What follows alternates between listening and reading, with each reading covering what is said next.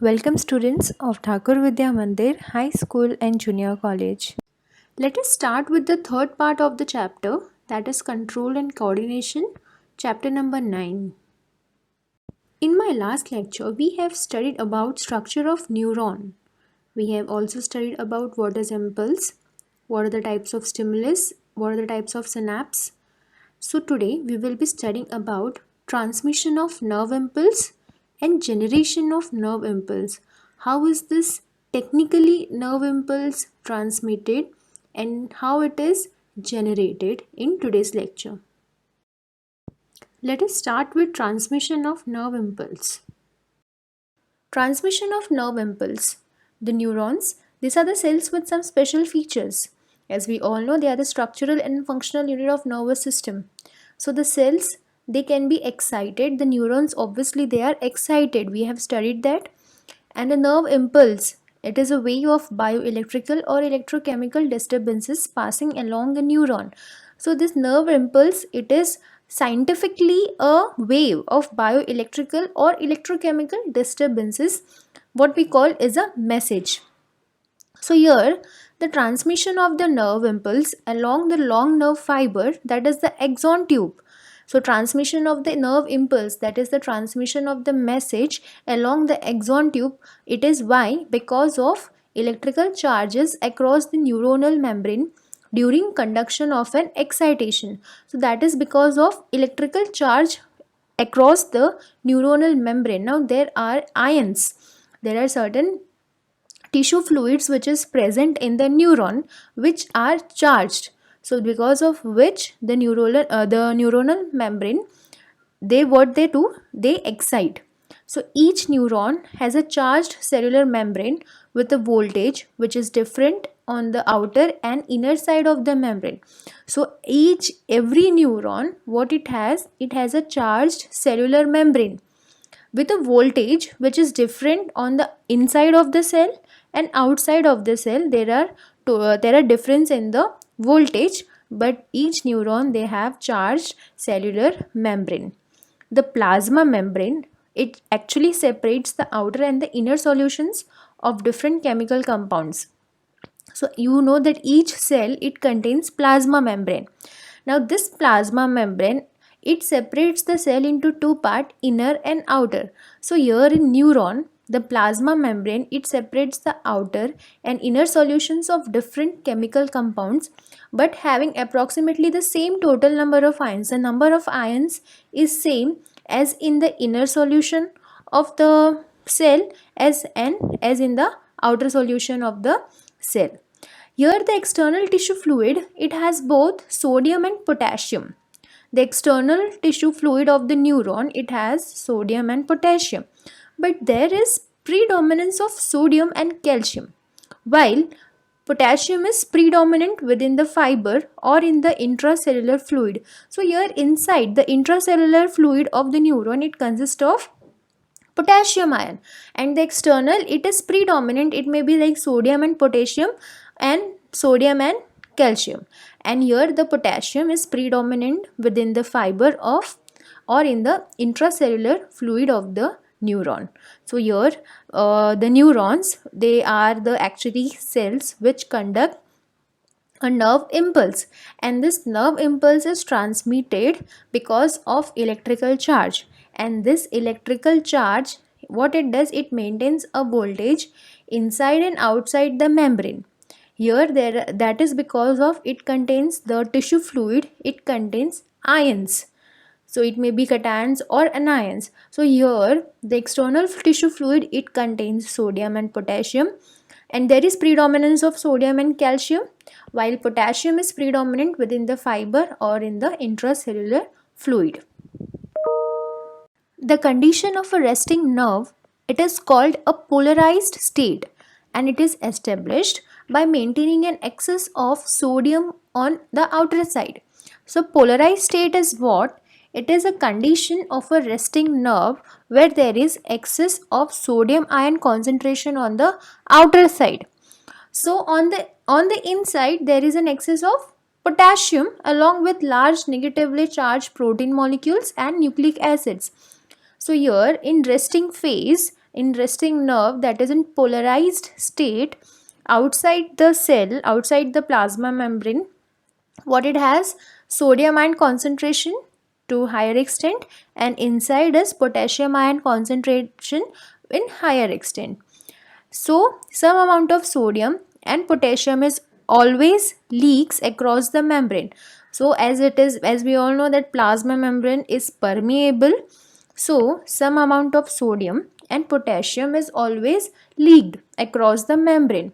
The sodium and potassium pump in the membrane actively restores the ion to their appropriate side. So the sodium, so on in the membrane there's a sodium and potassium pump.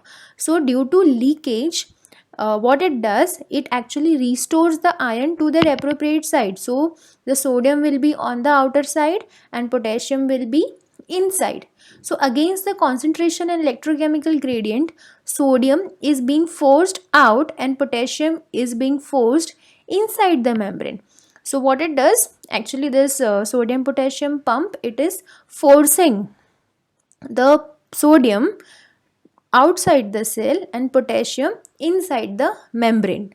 This process is called sodium pump or sodium potassium exchange. So the process in which the sodium, it is forced to stay out of the membrane and potassium is forced to stay inside. It is forced to put it over there, and those actually the process of this balancing of the sodium and potassium, this is called sodium potassium pump. So this active process, it requires ATP. Obviously we have studied that in our body to do or to carry out any of the process, what we require is energy, and energy in the form of ATP, that is adenosine triphosphate. So the difference in distribution of sodium and potassium on the two sides of the membrane, what it produce, a potential difference of -50 to -100 millivolts. So this active process, what it requires ATP. So the difference in the distribution of sodium and potassium, what it does, it creates a potential difference of -50 to -100 millivolts. So the potential difference which is seen in a resting nerve is thus called resting potential, that is -70 millivolts, and it is mainly due to differential permeability of the resting membrane, which is much more permeable to potassium than to sodium. So this results in slightly more of the potassium diffusing out than sodium moving inside and causes slight difference in polarity. Also, ions like negatively charged proteins and nucleic acids inside the cell make the overall charge negative on the inside and positive charge on the outside. So here what happens? So the difference, the potential difference which is seen in a resting nerve is -70 millivolts, and due to this differential permeability of the resting membrane, which is much more permeable to potassium than to sodium. So the results, what it results in slightly more of the potassium, it diffuse out than the sodium. There is like concentration difference. More concentration, more amount of potassium is diffused out and less amount of sodium is moved in. But inside the cell there are already proteins and nucleic acids which are negatively charged. So if this positively charged sodium it is moved inside, it makes no difference because the ultimately overall charge of inside the cell is negative. The nerve membrane not only has leakage channels but also has many gated channels for sodium and potassium. So these are called as voltage gated channels. So the nerve membrane, it has leakage channels and many gated channels to prevent the flow of sodium and potassium, and these are called as voltage gated channels. So these channels, they enable the neuron to change its membrane potential to active potential in response to stimuli.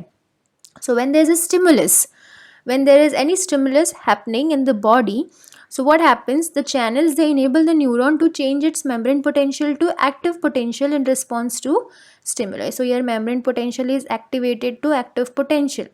The sodium potassium gated channels are separate so transport of both these ions is separately done. However, like during resting potential, both these gates are closed and the membrane resting potential is maintained. So during the time of stimulus, actually these channels, they enable the neuron to change the membrane potential, otherwise the potential is maintained.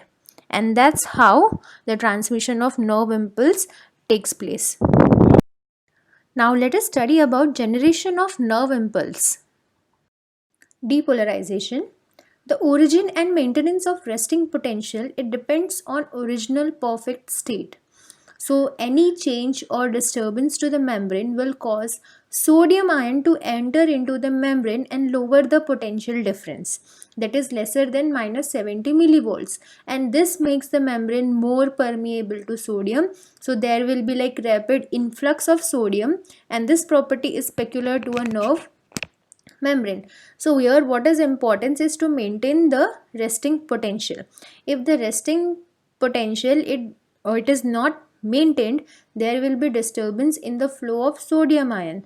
So what will happen is there will be influx of sodium ion inside the cell, and this will lead in the misfunctioning of the nerve cells. So the voltage gated sodium and potassium channels, they are special in two ways. What they do, they can change the potential difference of the membrane as per stimulus received, and also the gates, what they do, they operate separately and are self closing. So to avoid it, the voltage gated sodium and potassium channels, they are functioning in two special ways. So they are changing the potential difference of the membrane as per the stimulus received, and also the gates operate separately and are self closing. During resting potential, both gates are closed and resting potential is maintained. However, during depolarization, the sodium gates open but not the potassium gates.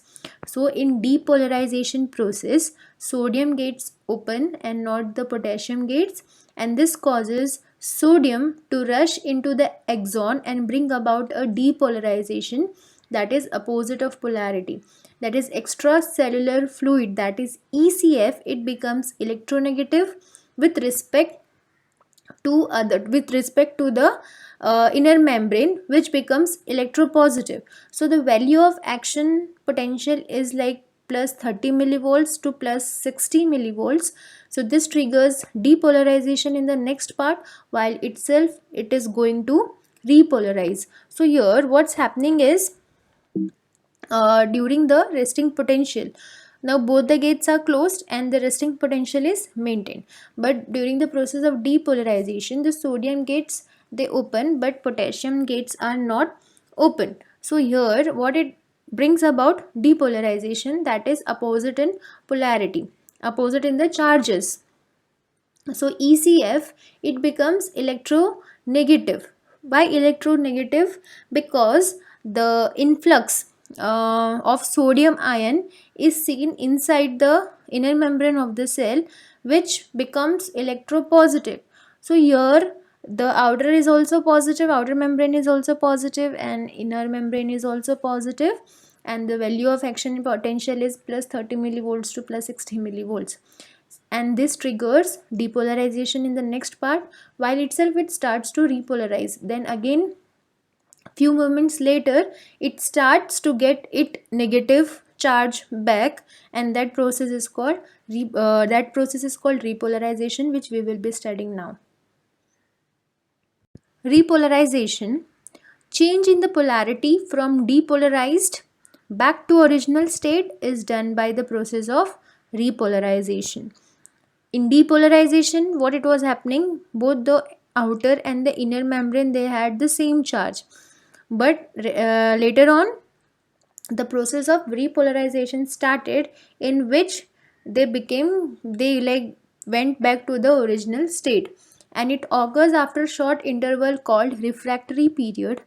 So the large number of sodium on the inside, it causes a drop in the permeability of membrane to sodium, and at the same time making it more permeable to potassium ions by opening potassium voltage gates. So what it does, when there is large amount of sodium inside the cell, then it causes a drop in permeability, that is, it doesn't allow the sodium ions again to enter the inner side of the cell. And at the same time it is more permeable to potassium ions. Why? Because it opens the potassium voltage gates and slowly causing the sodium gates. So this action is a localized activity. So potassium ion, it passes out very rapidly as compared to slow entry of sodium.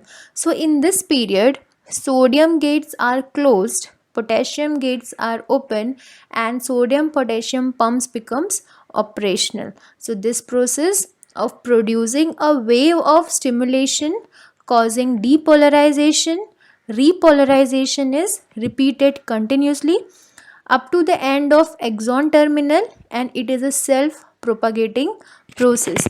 So here the entry of sodium, the influx of potassium, so here the sodium gates closing, potassium gates opening, and because of this what happens, the sodium potassium pump, it becomes operational, that it brings into action. So when it is coming into action, it produces a wave, that is the impulse of stimulation, which cause depolarization and repolarization.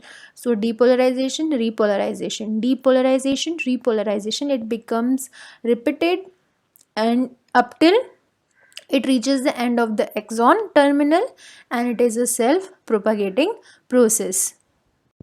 In the diagram B, you can see how actually the process of repolarization has started. So, and in C, how actually it is moving on and it is resulting in changing the charge on the outer side of the cell, and the process of this polarization and depolarization, it continues, which results in the transformation of the stimulus. So let us just revise the entire process. Application of stimulus on a resting nerve. A nerve, it gets excited because of application of stimulus. Permeability of membrane changes and it becomes more permeable to sodium. Sodium ions diffuse into the neuron from the ECF. Then number of positive ion inside axon increases. Membrane potential changes from minus 70 millivolt to plus 30 millivolt, and this changes in the membrane potential is called action potential. Now this changes is why? This is due to influx of sodium inside the cell. Actually, you know, inside the cell is potassium and outside the cell is sodium, but due to this application of stimulus and change in the permeability, the sodium ion, it diffuses inside the cell, which causes potential difference, which is also called as membrane potential or action potential. So since the polarity has been reversed, the negative on outside and positive inside, it is also called depolarization. Depolarization is change in the charge or change in the polarity. Normally it is positive outside and negative inside, but in depolarization what is happening, the negative is on the it has been reversed from negative on outside and positive inside, and that is what happens, the positive is inside and negative becomes the outside. So in repolarization, at the peak of action potential, that is plus 30 millivolts, the sodium channels close, potassium gets open, and the membrane becomes more permeable to potassium. So here in depolarization, there is like more action on the sodium, and repolarization, the gates are open for potassium, and the membrane, they becomes more permeable to potassium. So potassium ions, they diffuse out of the axon, the inside of the membrane becomes negative once again because potassium ion enters.